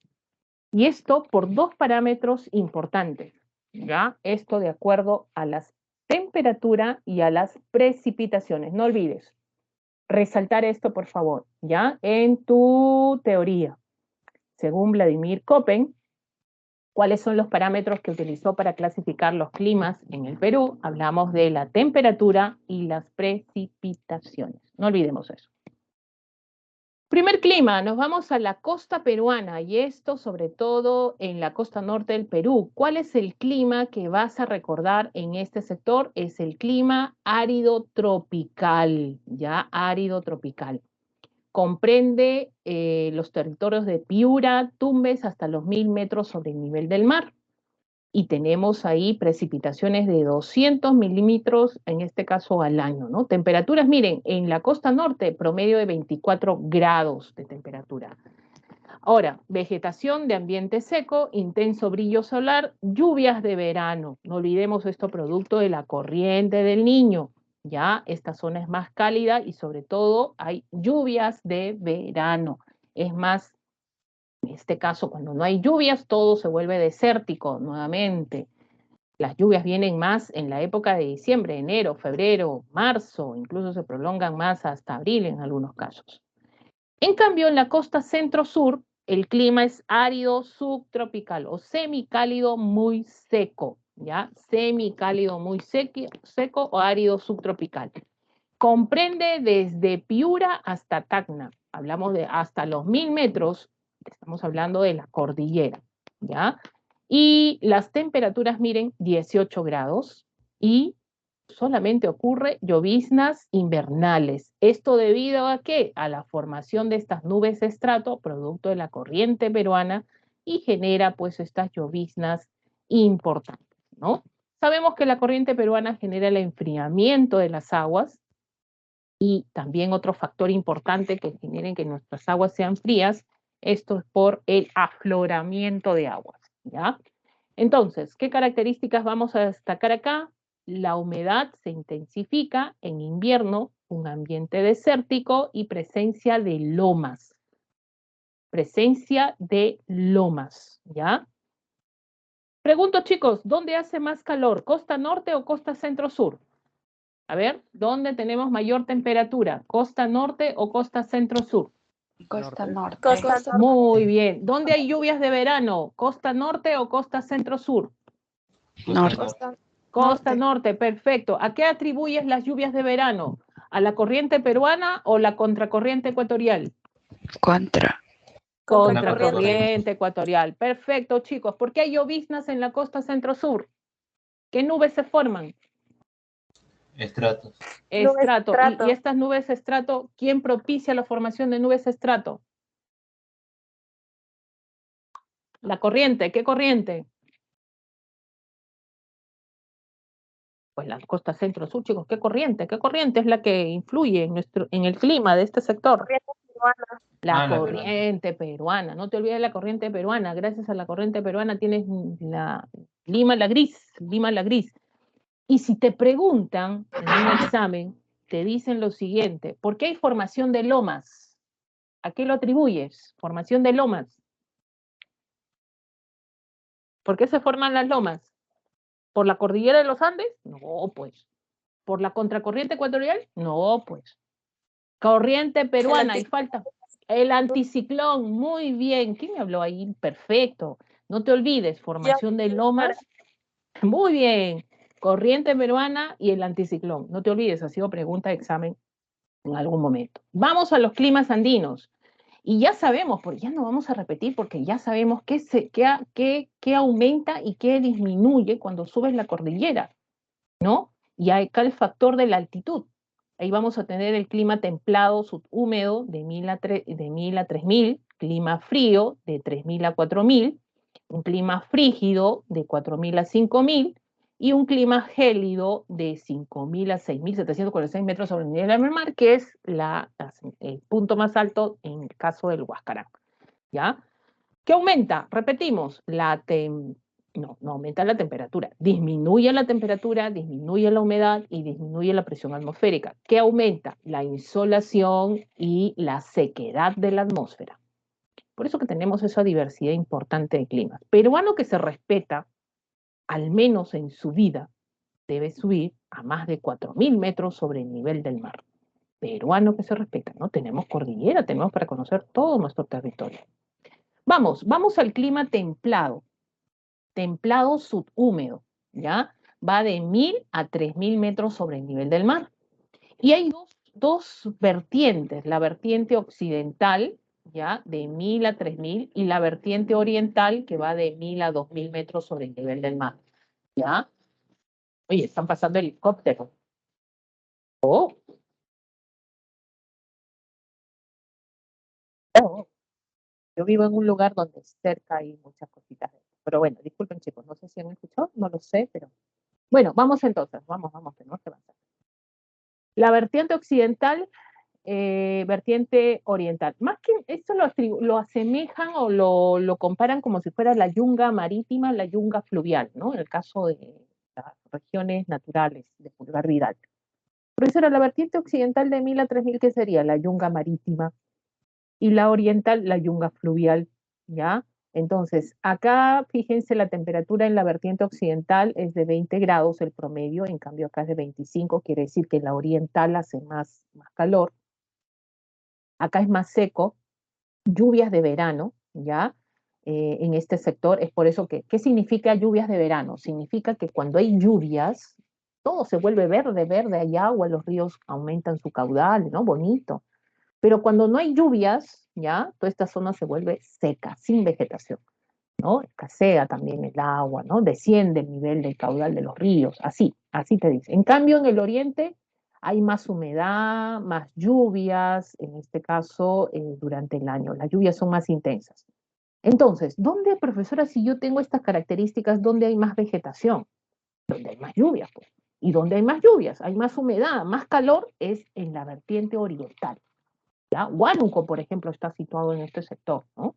Entonces, ahí tenemos, hay más lluvias intensas, a diferencia de la vertiente occidental, ¿ya? Templado subhúmedo, no olvidemos, de 1000 a 3000 metros sobre el nivel del mar. Vamos a subir de 3000 a 4000 y es un clima frío, ¿ya? Estamos hablando de un clima frío, de altas vertientes, de mesetas. Tenemos una temperatura de 12 grados. Ojo que acá hay que tener cuidado si subes a esta altitud. Profesora, ¿por qué? Porque en las noches ocurren las famosas heladas, ¿ya? Y las heladas se producen por 3 factores. El primero es la altitud, que va a partir de los 3500, el relieve, donde te encuentras en una zona alta, ¿ya? Y vientos. ¿Qué pasa? Que los vientos circulan, chocan con la montaña y al chocar ascienden. Y todo lo que sube, ¿qué pasa con todo lo que sube? Se enfría, ¿no? Y como se enfrían esta masa de aire, ¡pum!, desciende bruscamente a nivel de la superficie, ¿ya? Puede estar el cielo despejado y generar la ocurrencia de una helada, ¿no? Te vas a acostar con 12 grados y amaneces con menos 12 grados. Así de simple, es una helada, ¿ya? Entonces vamos a tener que la helada vendría a ser un desastre de origen climático, o sea, se forma en las condiciones del clima, de la condición atmosférica sobre todo. ¿Listo? Entonces ahí tenemos la zona de los valles mesoandinos, un clima frío, frígido, de 4000 a 5000. Acá ya estamos hablando de una zona de alta, sobre todo de alta montaña, gran sequedad. Profesora, todo es seco, sequedad de la atmósfera. Es por eso que ustedes cuando ya están subiendo la cordillera van a sentir que cuando respiran hasta su nariz les duele por la falta de humedad. O sea, la humedad ya escasea en estas condiciones de altitud, ¿ya? La hay menor temperatura, miren el promedio de 6 grados, ¿ya? Acá se producen incluso tormentas eléctricas en esta zona. Variación térmica con respecto al día y la noche es drástico, ¿ya? Y precipitaciones sobre todo en forma sólida, ¿no? Nieve, granizo, por ejemplo, ya están generándose acá. Tempestades eléctricas acontecen en este tipo de clima, sobre todo frígido. Cerro de Pasco, por ejemplo, podemos ubicar en esta zona de altura, ¿ya? Y el máximo es el clima gélido, y esto es una zona andina, de 5000 a 6746 metros sobre el nivel del mar. Las temperaturas promedio de 0 grados. Hay un audio que está prendido, porfa. Precipitaciones sólidas, caída de nieve. Hay gran sequedad y fuerte insolación, sobre todo en este punto más alto. Profesor, acá ya no hay población, acá ya no existe gente, profesor, ya no vive gente. Miren, tenemos nosotros en el Perú la ciudad considerada considerada como la más alta en el mundo, ¿no? Más de 5.000 metros sobre el nivel del mar. Hablamos de la famosa ciudad de Rinconada. Esto en la zona de Puno, ya en la cuenca del río Ramis. Fíjense que se ha formado esta ciudad por cuestiones, ¿no? Un grupo de trabajadores mineros que llega a esta ciudad por la extracción de minerales. Es la ciudad más alta que se tiene en el mundo y se ubica en el Perú, ¿ya? Imagínate, tú caminas en la ciudad, todo es cubierto de hielo, de nieve, ¿no? Esta es la famosa Rinconada, por ejemplo. Antes decíamos que solamente a un clima gélido uno ascendía por cuestiones deportivas, ¿no? De investigación. No, ahora tenemos una ciudad asentada en esta altitud, sobre todo, ¿ya? Muy bien, ahora sí nos vamos a la vertiente oriental, porque todo lo que hemos visto es la vertiente occidental. Esta es la vertiente oriental y quiere decir la selva peruana. Va de 1.000 a 4.000 metros sobre el nivel del mar. Estamos hablando de la selva alta, ¿ya? Temperatura 22 grados, ¿ya? Tenemos ahí sobre todo formación en los valles, hay humedad atmosférica, precipitaciones altas, bolsones pluviales que sobrepasan los 5.000, ¿no? Esto sobre todo en la localidad cusqueña de 15.000. Quiere decir, jóvenes, no olvidemos que este clima semicálido, muy húmedo, es la zona más lluviosa del Perú, la selva alta, ¿ya? Esto se ubica en el flanco oriental de la cordillera de los Andes, una temperatura importante. ¿Alguien ha ido, por ejemplo, a la zona de la selva alta, Tarapoto, ¿no? Tingo María, ¿no? Por ejemplo, el clima semicálido muy húmedo es que en el día pues hace mucho calor, sientes la sensación térmica también, pero en la noche refresca. Esa es la selva alta, ¿no? Y con las precipitaciones continuas que se dan durante todo el año. Importante. Y el clima húmedo, cálido, húmedo, es la selva baja. No sé si alguien ha ido a la selva baja alguna vez, ¿no? Iquitos, Ucayali, bueno, estamos hablando Pucallpa, Iquitos, estas ciudades también parte de Madre de Dios, pero sobre todo, donde se establece estas condiciones, estas características climáticas. En la selva baja, chicos, hace mucho, mucho calor, con mucha presencia de humedad y lluvia sobre todo, ¿no? De 400 a 800 metros sobre el nivel del mar. Tenemos dos sectores, lo que se conoce como el clima ecuatorial y el clima de sabana tropical, ¿ya? Quiere decir que vamos a tener un clima ecuatorial. Profesora, ¿cuándo es clima ecuatorial? El mapita, nos vamos al mapita. ¿Saben a partir de dónde? Del paralelo 12, latitud sur, ¿ya? Hacia el norte, trazamos esta línea, hacia el norte correspondería pues estos dos departamentos del Perú que tengan este clima ecuatorial, ¿no? Donde es parte de Ucayali, tenemos a Loreto, y hacia el sur, ¿no? Correspondería lo que vendría a ser pues la zona de Madre de Dios, ¿no? Un clima de sabana tropical. Profesora, ¿cuál es la diferencia si yo quiero hablar de un clima ecuatorial? Miren, un clima ecuatorial vas a encontrar un tipo de paisaje así como acá. Todo cubierto de vegetación, altas temperaturas, alta humedad y altas precipitaciones. Y todo es verde. En cambio, en un clima de sabana tropical, fíjense, no hay tanta vegetación arbórea.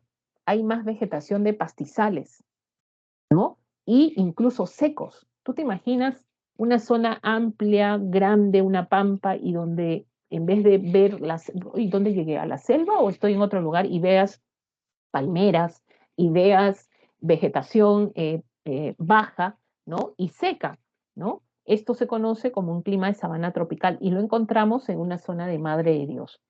El clima ecuatorial está al norte del paralelo 12. Temperaturas tenemos ahí de 25 grados a 33 grados. Gran humedad, nubosidad, precipitaciones sobre los 2.500. Alta humedad y precipitaciones concentradas y verano. Es como que tú andaras, No sé si alguna vez te has bañado, has puesto todo el agua caliente y se ha llenado pues en tu baño ahí, en tu cuarto de baño y entras y sientes pues la humedad presente en esa habitación. Imagínate eso en toda una ciudad. Algo así es un clima ecuatorial, ¿no? Fuerte insolación, se dan los famosos bochornos también, en este caso cuando hay lluvias en plena época de verano. En cambio, la sabana tropical, ya, tienes una temperatura de 24 grados, ya, incluso mínimas de 16 grados. Y las precipitaciones son menores. Y ojo, jóvenes, que en un clima de sabana tropical, es por eso que tienes vegetación seca, ¿ya? Tienes sobre todo lluvias estacionales, o sea, no llueve todo el año, ¿ya? Dice, húmedo en verano, o sea, llueve en verano, pero seco en invierno. Quiere decir que en invierno no hay lluvias. Y cuando no hay lluvias, ¿qué pasa con la vegetación? Se seca. Es por eso que esta vegetación en un clima de sabana tropical no es alta, no es grande, no es arbórea, ¿no? No. Por ahí encuentras algunos árboles dispersos, palmeras, pero no como la selva de un clima ecuatorial, que es más densa, ¿ya? Eso vemos sobre todo la diferencia, ¿ya? Entonces, cuando te pregunten clima ecuatorial, Loreto, Ucayali. Cuando te pregunten sabana tropical, Madre de Dios. ¿Cuál es la diferencia? ¿En los dos hace calor? Sí, hay altas temperaturas. ¿En los dos hay humedad? Sí, en los dos hay humedad. ¿Cuál es la diferencia? Que en esta zona del Ecuador ecuatorial hay más precipitaciones. En cambio, en la zona de la sabana tropical, las precipitaciones son escasas, son estacionales. ¿Ya? Vamos a tener esa diferencia. Vamos entonces, este es el resumen, chicos, ojalá les sirva. Una forma de estudiar, les he dicho, que también es generar el gráfico, un gráfico que te ayude a recordar puntos, a recordar, cómo es esto, profesora, y te ayude a recordar sobre todo cuando te vengan preguntas. Costa norte, clima cálido muy seco, ¿no? O árido tropical. Fíjate que la temperatura es 24 grados acá, a diferencia de la costa centro-sur, es semicálido, muy seco o árido subtropical y la temperatura es menor, ¿no? 18 grados. Empieza a subir la cordillera, templado húmedo, frío, frígido, gélido, ¿no? Ahí vemos las altitudes también que tienes que manejar, la presencia de heladas entre frío y frígido, la selva alta, fíjense, ya, semicálido muy húmedo, selva baja, cálido, húmedo tropical, ahí está el clima ecuatorial, el clima de sabana tropical, ¿ya? Sobre todo, este es un resumen para que puedan ustedes tenerlo en cuestión de, sobre todo en este caso, de este tema, que es bastante también que tenemos que recordar a partir de acá, ¿ya? Vamos entonces, ¿cuáles son estos fenómenos de origen climático y cómo impactan en la economía, ¿no? En la sociedad y en la economía? Una de ellas es la helada, que nosotros dijimos que es el descenso brusco de la temperatura atmosférica a nivel del suelo. Eso sí, pueden producirse por tres elementos que se combinan: vientos, altitud y relieve, ¿no? Puede diferenciarse esto en helada blanca y helada negra. ¿Cuándo es la helada blanca? Cuando se produce cercano a la superficie y los vientos que han descendido bruscamente son húmedos y al día siguiente pues aparecen pues todo cubierto de hielo, ¿no? En cambio, la negra es cuando los vientos son secos, ¿no? Y generan, pues, más que nada quemar la vegetación que encuentran a nivel de la superficie. Esta es la más temida por todos los agricultores altoandinos, perjudica a la agricultura, la ganadería y también a la población, ¿no? En generar ciertas condiciones, en este caso, de salud, ¿no? A la población afecta también. Está la nevada, que son precipitaciones sólidas en forma de copo de nieve, ¿ya? Esto a partir de los 3500, se produce se mantiene una temperatura entre los 2 y menos 3 grados, ¿no? Y esto se puede registrar sobre todo, a diferencia de la helada, con un cielo cubierto, ¿no? El cielo, en la helada el cielo puede estar despejado y generarse una helada, pero en una nevada sí el cielo es cubierto, ¿no? Cubierto y genera este tipo de precipitaciones ya sólidas. afecta la ganadería, agricultura y la salud humana también. Y el friaje, como ya hemos dicho, jóvenes, y quiero que lo recuerden, esto es del anticiclón del Atlántico Sur, que ingresa por la zona del Río de la Plata, en la zona sudamericana, y no olviden que este anticiclón no es como el anticiclón del Pacífico que recorre mar, este ingresa al continente. Entonces, este friaje va a generar, ¿no? Descender y cambiar la temperatura atmosférica necesariamente, ¿no? Ingresa por el Río de la Plata, va a Bolivia, ingresa al Perú por la selva baja, ojo. La primera región por donde ingresa es la selva de Madre de Dios, ojo. Y recorre otros sectores, el caso de Puno, Ucayali, Loreto, Cusco, Huánuco, Junín, o sea, se va de la selva baja a la selva alta y en su recorrido también genera el descenso brusco de temperaturas en zonas altoandinas, es por eso que hay caída de nieve, ¿no? Y genera el descenso y afecta a la agricultura, la ganadería, la salud humana también en estos sectores, ¿ya? ¿Qué significa friaje para la selva baja? Les dije que era la zona más cálida, más, donde hay más humedad, más calor, ¿no? Imagínense que venga el friaje, esta masa de aire frío, ¿qué genera? Por ejemplo, Madre de Dios ha registrado temperaturas de 11 grados de temperatura. Entonces, por fin la gente se pone chompa en esa época, ¿no? Con lluvias, con vientos, eso es el friaje para ellos, ¿no? Entonces, un frío intenso que va a generar sentir la población asentada, sobre todo en Madre de Dios, ¿no? Y después cuando más se aleja estos vientos, más comienzan a calentar, pero cuando ingresan al Perú sí generan estragos importantes, ¿no? Ahí está el resumen también, este es el anticiclón del Atlántico, este es del Pacífico, pero este entra por el Río de la Plata y donde afecta sobre todo pues este friaje, no olvidemos que es en la Amazonía. La inundación también es un desastre de origen climático que trae estragos, esto por el aumento de las lluvias intensas que generan el desborde de los ríos, ¿ya? Inunda, perjudica sobre todo a la población cultivos, ¿no? A la población misma también, a las viviendas, y es algo que acontece como un desastre continuo en nuestro país. Es el desastre en mayor recurrencia en nuestro país, porque tenemos ríos por todo nuestro territorio. Tenemos también acá las sequías, que es la sequedad de la atmósfera, es un fenómeno climático, ¿ya? Por la falta de precipitaciones, y esto debido, en este caso, pues, a las altas temperaturas, a la humedad que comienza a descender y los vientos fuertes que empiezan a circular, ¿ya? Este fenómeno provoca que el agua no sea suficiente y no esté disponible sobre todo. ¿Qué son los huaicos? Chicos, miren, los huaicos se producen debido a las lluvias. Esto, cuando hay lluvias, generan la erosión del suelo y esto, sobre todo, generan debilitamiento de la ladera de los cerros y finalmente caen estas piedras, lodos que se movilizan de las partes altas a las partes bajas. Entonces, ¿quiénes generan los huaicos? Son las lluvias.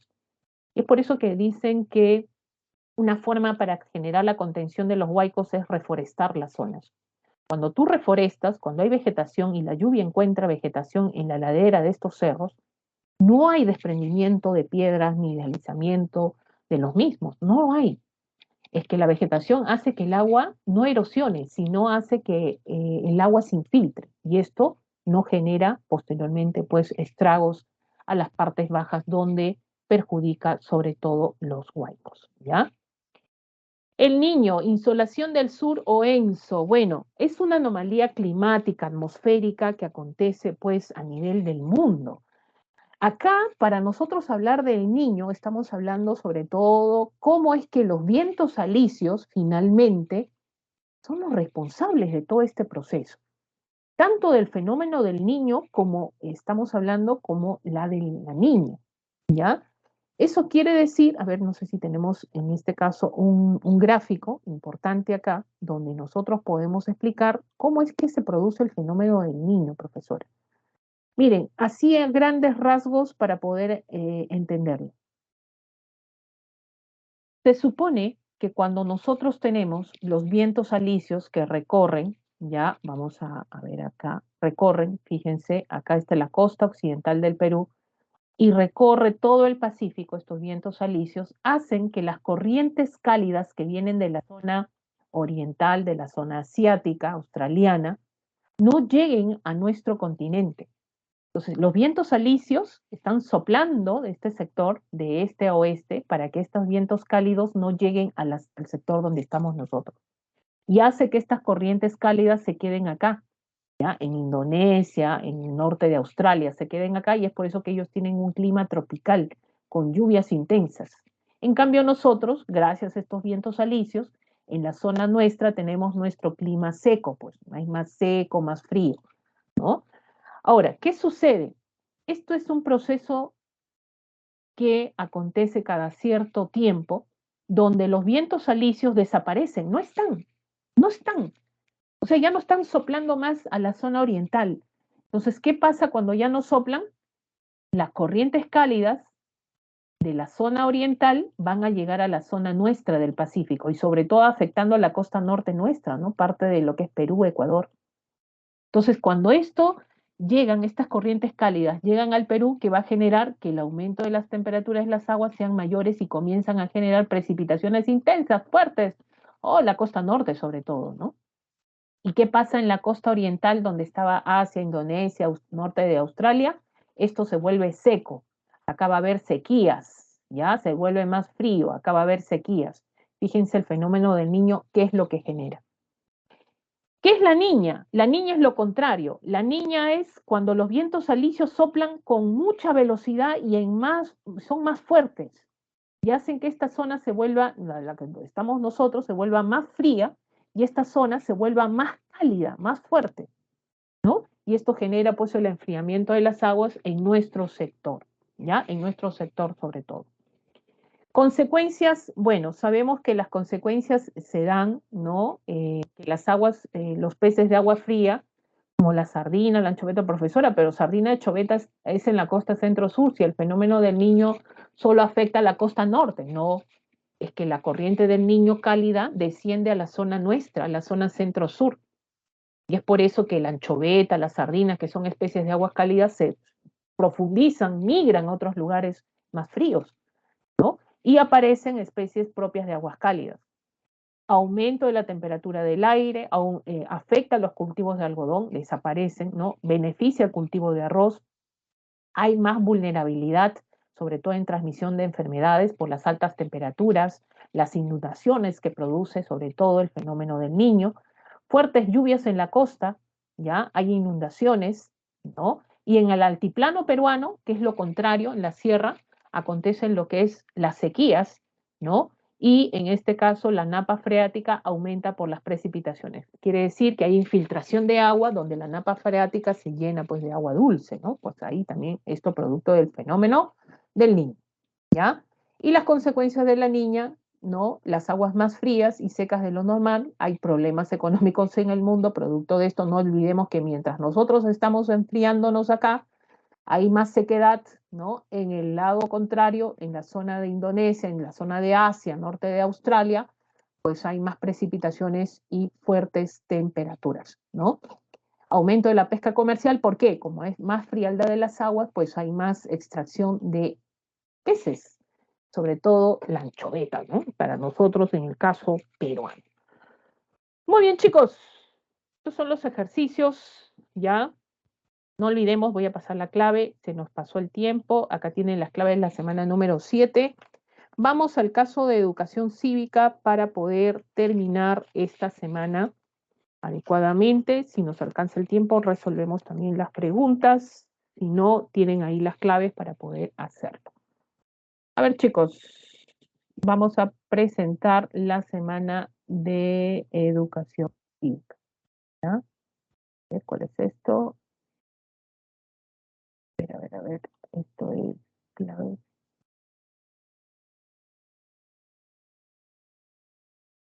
A ver, un ratito, por favor. Voy a ver dónde están. ¿Alguna pregunta que quieran, chicos? Pueden estar escribiendo de repente mientras voy presentando.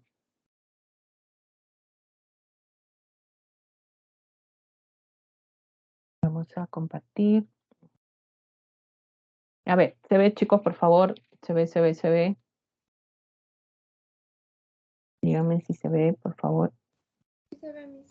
Ya, gracias. Bueno, vamos, entonces, la semana de educación cívica ya está más relacionada, vamos al tema de mecanismos democráticos de resolución de conflictos. Uy, eso, lo que tenemos hoy en día. Oye, todo el Perú están viendo las noticias, ¿no, chicos? A ver cómo vamos en la coyuntura nacional, aunque no pasan mucho en los medios de comunicación masiva, ¿no? Más en las redes sociales estamos viendo lo que está aconteciendo en nuestro país, la violencia que se está dando también, ¿no? Hay un petitorio que están haciendo la población, ¿no? Por ahí también he visto algunas noticias de eh, ciertas muertes de ciertos jóvenes, ¿no? Y esto más se está dando en la zona de la provincia. En Lima también se ha visto, pero no tanto en provincias más, ¿no? Sí, sí, solo en las redes sociales, y eso tiene una connotación que ya creo que la población misma ya no cree en los medios masivos de comunicación, ¿no? Parece que nos hace recordar cierta época de la historia del Perú. Qué bárbaro. Bueno, pero solo todo en sí, pues, ¿no? ¡Uy, qué terrible! ¡Qué terrible! Bueno, justo en estas épocas donde queremos estar de repente un poco más tranquilos para empezar con fuerza el próximo año, pero no.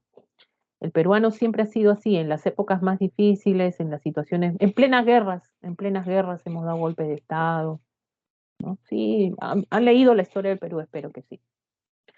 Ya todo sanmarquino lo conoce, así es que ustedes futuros sanmarquinos ya la conocen, ¿no? No hay que repetir la historia, no hay que repetir la historia.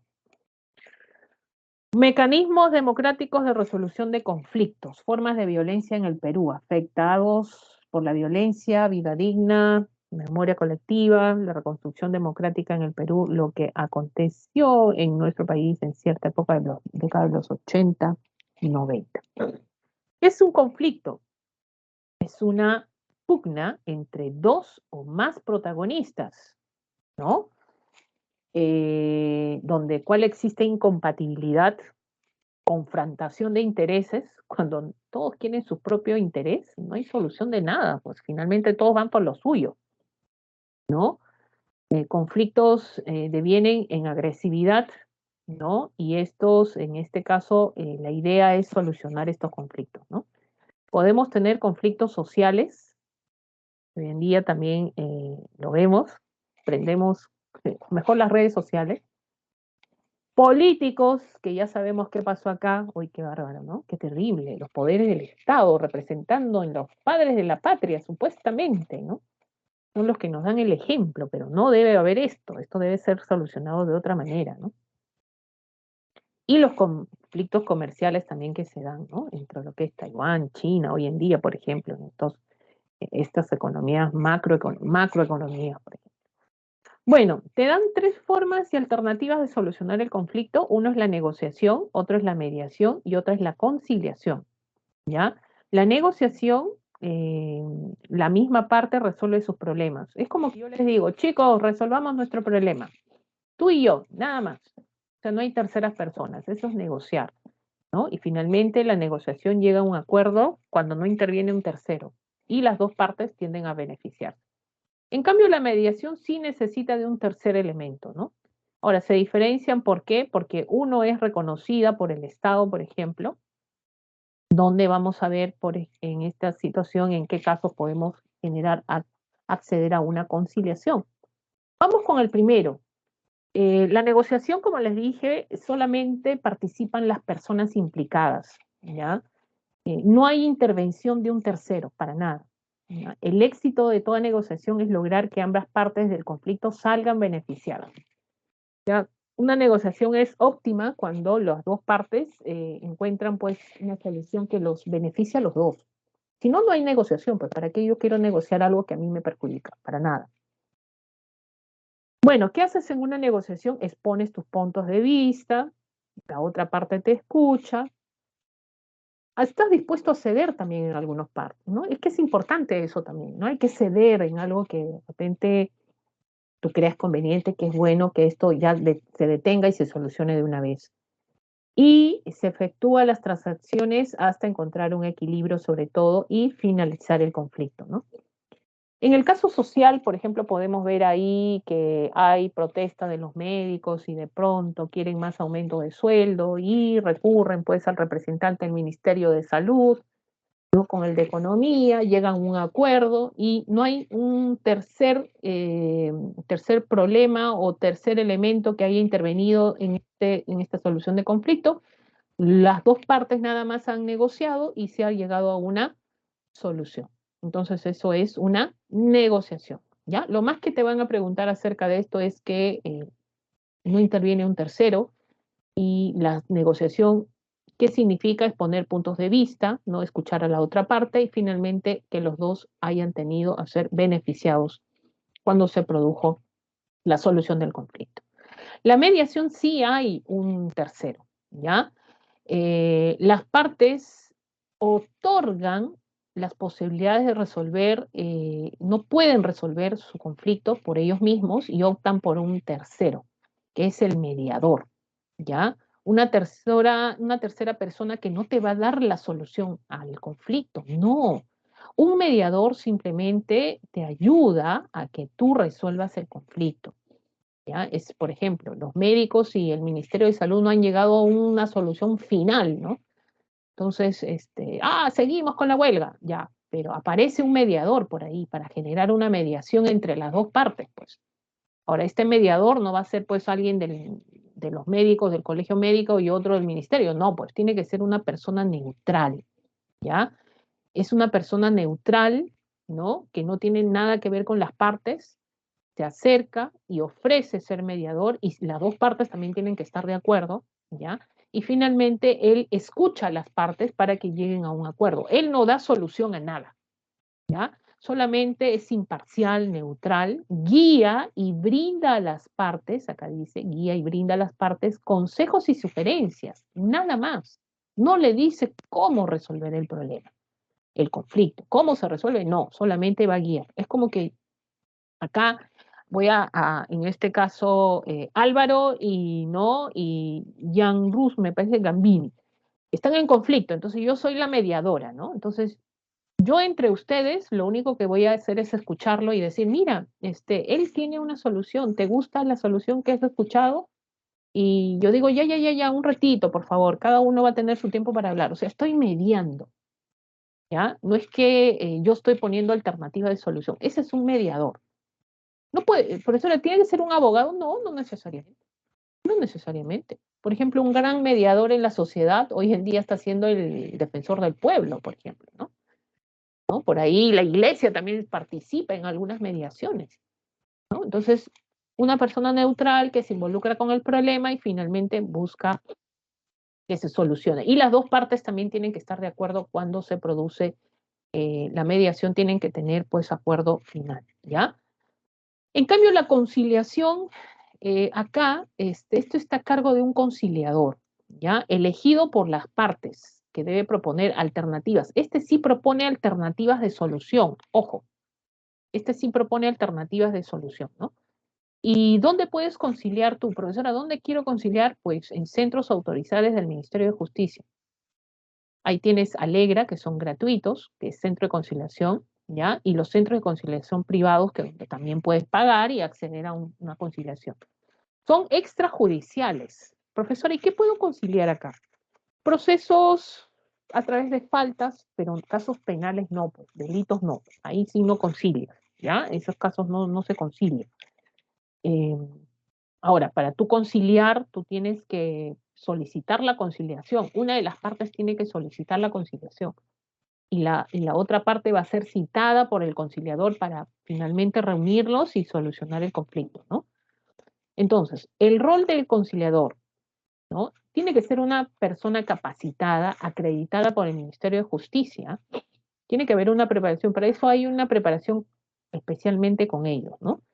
Desarrolla una función de manera neutral e imparcial, porque a él lo que le interesa es que las personas que han venido a conciliar estén de acuerdo con lo que van a conciliar, lo que van a firmar el acta de conciliación y se comprometen a cumplirlo, ¿no? Y facilita la comunicación entre las partes, ¿no? Entonces ahí está, el acta de conciliación va a estar firmada por las partes presenta la conciliación, es un procedimiento que se realiza. En caso de incumplimiento de acuerdo adoptado, se podría solicitar ante el juez su cumplimiento. ¿Qué significa? Bueno, imagínate qué casos podemos conciliar, ¿ya? Vamos a poner el ejemplo y tenemos también ejemplos, materias conciliables, ¿ya? Tenemos en asunto de familia, puedes conciliar pensión de alimentos, pensión en este caso para los padres, claro, tu papá te puede pedir ahí que le generes un depósito también, igual, es viceversa, a los papás también hay que darle su pensión. Pensión de alimentos para la cónyuge, el indigente, pensión de alimentos a favor de unos convivientes, aumento o reducción de alimentos, exoneración de alimentos, gasto de embarazo y parto también puedes conciliar, ¿ya? Liquidación de sociedades gananciales, de un divorcio, cuando se divorcia, cuánto le corresponde a la otra persona, también lo puedes hacer mediante conciliación. Liquidación de sociedad de bienes de una convivencia, también acuerdo de pago de deuda, división de partición de muebles, obligación de dar suma de dinero, y también en materia laboral, en este caso se llevará a cabo respetando el carácter irrenunciable de los derechos del trabajador reconocido por la Constitución y las leyes, y con tu empleador puedes generar una conciliación también. En materia contractual, o sea, ¿qué significa contractual? En caso con el contrato con el Estado, ¿ya? Relativa a contrataciones y adquisiciones no menor de 8 UITs. Todo esto puedes conciliar, ¿ya?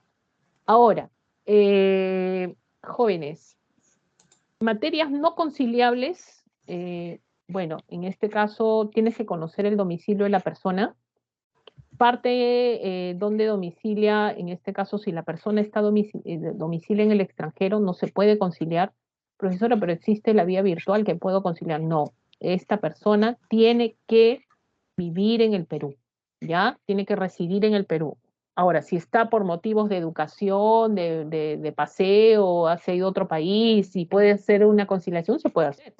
Pero si reside en el extranjero, no. Y tienes que saber su domicilio también, ¿no? Procesos cautelares no, porque eso lo emite el juez, eso no se concilia. En caso de seguridad, en caso de bienes, eso no se concilia. Garantías constitucionales tampoco se concilia. Petición de herencia tampoco. La violencia familiar no se concilia, no vas a conciliar con tu agresor, ¿no? No, profesora, es que me dijo que ya no lo va a volver a hacer y quiere conciliar. No, eso es un delito. Ya el Ministerio Público interviene ahí directamente. Y las ventajas, porque es necesario conciliar y a veces se ahorra tiempo con esto, y costo también, ¿no? No cuesta mucho, es corto tiempo, en este caso las partes, o sea, las dos partes deciden la solución del problema, es confidencial y reservada, ya evita procesos judiciales y no requiere presencia de un abogado. Si la persona no cumple con la conciliación, ahí recién tú puedes ir a un proceso judicial con la alevosía y el antecedente que esta persona no ha cumplido con el proceso de conciliación. Ahí recién denúncialo, ¿no? En este caso sí podemos ir directamente a un proceso judicial, ¿no? Pero antes, para resolver esto, podemos entrar a un proceso conciliatorio, que es más corto. Bueno, la violencia en el Perú, jóvenes, sabemos, dicen que es el uso intencional de la fuerza física o poder contra uno mismo hacia otra persona, grupos o comunidades que tienen como consecuencia probables lesiones físicas, daños psicológicos, alteraciones del desarrollo e incluso la muerte. Esto según la Organización Mundial de la Salud. Hoy en día la violencia en el Perú es grande, ya trae consecuencias de salud, en la economía, en los pueblos, y lo estamos viviendo, creo, día a día, ¿no? Y hemos visto que esto ha sido acrecentado hoy en día, esto más por la pandemia, hemos visto que ha crecido, hay violencia física, sexual, psicológica, económica, de género, que estamos viviendo hoy en día. Todo tipo de violencia, finalmente, ya se transforma, en este caso, pues, no, un conflicto que nosotros tenemos, si no lo solucionamos, finalmente se transforma en violencia, ¿ya? Esa es la consecuencia.